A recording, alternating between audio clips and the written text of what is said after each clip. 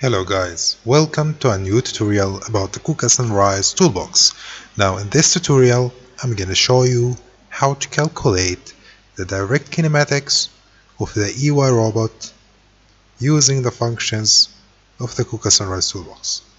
So first of all, open MATLAB, then change the working directory of MATLAB to the folder MATLAB client inside the Kuka Sunrise Toolbox package. So in here, from the current folder pane, I'm gonna open the function gen direct kinematics. Now this is the function that we are gonna use to calculate the direct kinematics of the robot.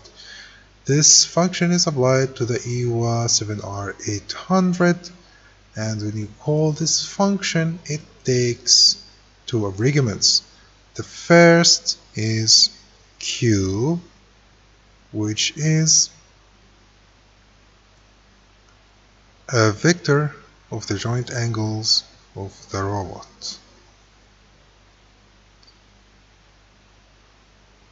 Now the second argument is a matrix, 4x4 matrix.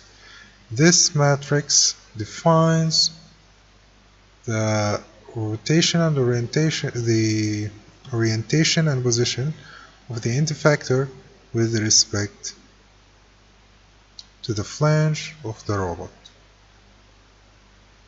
So let's do some coding. First of all, I'm gonna define joint angles of the robot to be all 0 except for the 4th and the 6th joints, which I'm going to give them a value of minus pi over 2.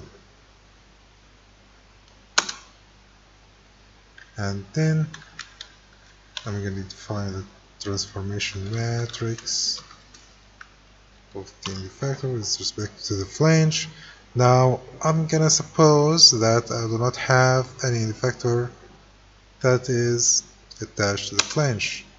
As such, the transformation matrix of the end effector to the flange shall be an identity matrix.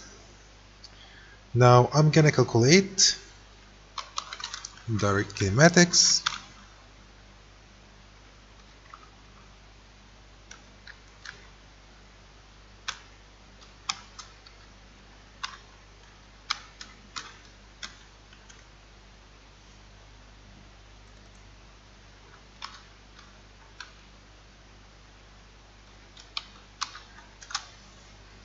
And here we go.